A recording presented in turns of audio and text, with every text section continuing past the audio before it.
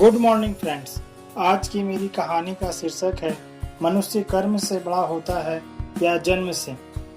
एक बार राजा विक्रमादित्य दरबार में बैठे थे और दरबारियों से बातचीत कर रहे थे। बातचीत के क्रम में दरबारियों में इस बात पर बहस छिड़ गई कि मनुष्य जन्म से बड़ा होता है या कर्म से। बहस का अंत नहीं हो रहा था क्योंकि दरबारियों के दो समूह हो चुके थे। एक समूह कहता था कि मनुष्य जन्म से बड़ा होता है क्योंकि मनुष्य का जन्म उसके पूर्व जन्मों का फल होता है। अच्छे संस्कार मनुष्य में वंशानुगत होते हैं। जैसे राजा का बेटा राजा हो जाता है, उसका व्यवहार भी राजाओं की तरह रहता है। कुछ दरबारियों का मत था कि कर्म ही प्रधान है। अच्छे कुल में जन्मे व्यक्ति भी दुर्व्यसनों के आदी हो जाते हैं और मर्यादा के विरुद्ध कर्मों में लीन होकर पतन की ओर चले जाते हैं। उनकी बहस बहुत आगे बढ़ गई तो राजा ने उन्हें शांत रहने का आदेश दिया और कहा कि वे प्रत्यक्ष उदाहरण द्वारा इसका फैसला करेंगे। उन्होंने आदेश दिया कि जंगल से एक शेर के बच्चे को पकड़कर लाया जाए। तुरंत कुछ शिकारी जंगल गए और एक शेर का नवजात बच्चा उठाकर ले आए। उन्होंने एक गडेरिये को बुलाया और उस नवजात शावक को बकरी के बच्चों के साथ साथ पालने को कहा। गडेरिये की समझ में कुछ नहीं आया, लेकिन राजा का आदेश मानकर वह बच्चे को ले गया। शेर के शावक की परवरिश बकरी के बच्चों के साथ होने लगी। वह भी भूख मिटाने के लिए बकरियों का दूध पीने लगा। जब बकरी के बच्चे बड़े हुए तो घास और पत्तियां चरने लगे। शावक भी पत्तियां बड़े चाव से खाता। कुछ और बड़ा होने पर दूध तो वह पीता रहा, मगर घास और पत्तियां चाहकर भी नहीं खा पाता।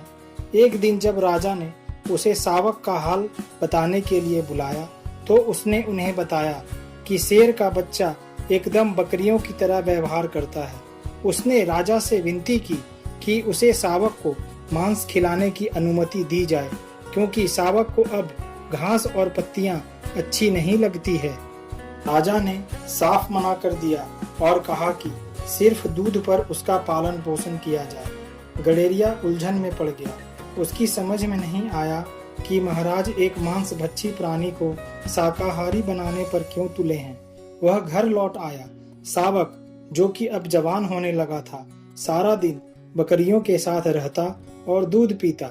कभी कभी बहुत अधिक भूख लगने पर घास पत्तियां भी खा लेता। अन्य बकरियों की तरह जब शाम में उसे दड़बे की तरफ हाँका जाता तो चुपचाप सर झुकाए बढ़ जाता तथा बंद होने पर कोई प्रतिरोध नहीं करता।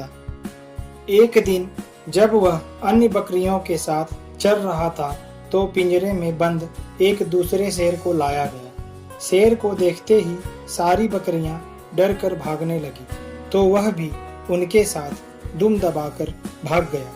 उसके बाद राजा ने गडेरिये को उसे स्वतंत्र रूप से रखने को कहा।